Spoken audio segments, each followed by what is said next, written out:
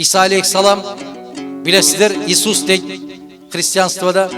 İsa aleyhissalam ошондой болуп bir айылды кыдырып кетип баратканда аябай гүлдөп жүзүмдөрү төгүлүп, алма бактары төгүлүп, гүлдөп турган bir айылдан өтүп кеткен экен.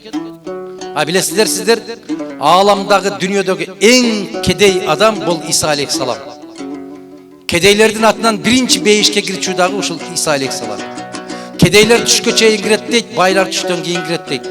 Түштөн кийин түш менен ортосунда, түштөн кийинкинин ортосу канча десе, ар кандай айтылышат, аалымдар ар кандай айтат. Биздин санак менен санаганда 50 000 жылга чейин дейт. Эсептегиле. Кедейлер биринчи кирет экен. Себеп дал ошол сиз айтып аткан кедейлер Аллахтын сүйгөн инсандары болот экен.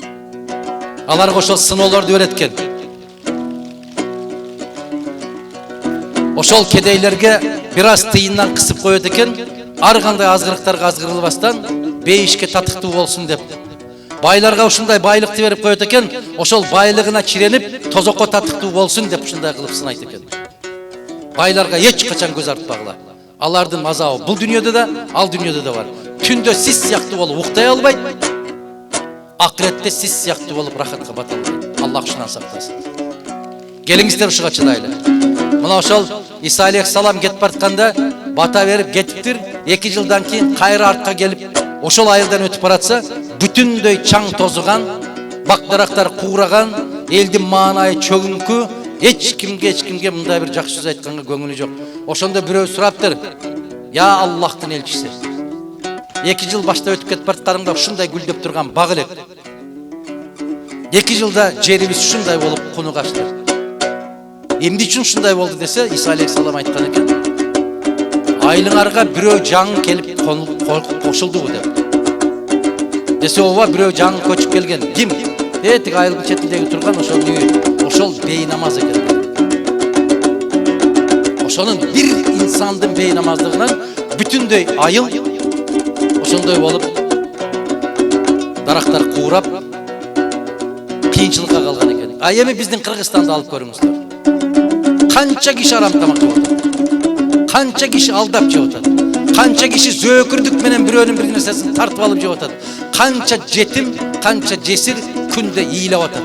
Караңыздарчы. Анан ушундай өлкөгө байлык кереби? Аксакал, кантип байыбыз анан биз? Экинчисин жазып атабыз биз, мыйзам деп. Биз ошол жегендердин колун кыркабыз деп баратабыз. Баары коркутуп атпайбы? Мадумаров келсе ушундай бир камчы менен башкарат экен деп. Карапайым калкка мээр төгүлүш керек дагы. Баяк алдым жуттумдарга камчы эмес, башына кылыч ойнош керек алардын үстүнө. Мына ошондой өлкө болот. Сиздерди коркутуп, Мадумаров өтө каардуу, бул келсе кыйын болуп калат дегендер, ошол көпөстөр. Элдин башын айландырып, тыйын берип, баякы фейк дегендер чыкты. Азыр өкмөт башкарып атам, өлкө башкарып атам деген азаматтардын туугандары 30-дан 40-тан балдарды багып алып, ошондой кылып, күндө кечинде акча берип атат, мандикерчилик кылып. Жаш жигиттер, кыздар билбейт, ошондой болуп мандикер болуп иштеп атат. Жалчы болуп иштеп атат, күнүнө иштеп атат.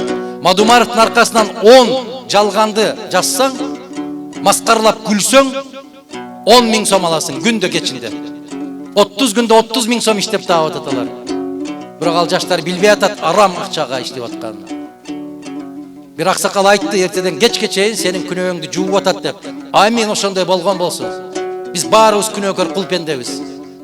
Жууп турушсун ошолор, эртеден кечке чейин жууп турушсун. Менин колум тийбей атат өзүмдү өзүм жууганга.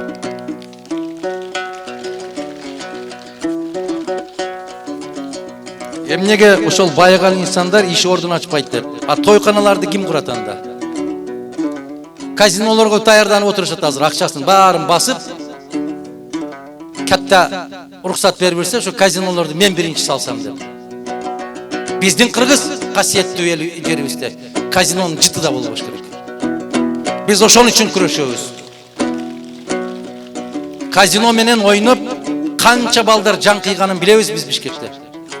Канча балдар квартирасын алдырганын, канча үй бүлөнүн ажырашканын билебиз биз.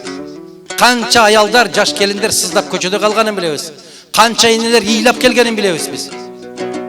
Балам ошол казино деген балага кирип кетип, үйүбүздү ортого коюп алдырып ириптир деп канча эне какшап көчөдө жүрдү ыйлап. Кайсы адал акчаны издеп атасың сен?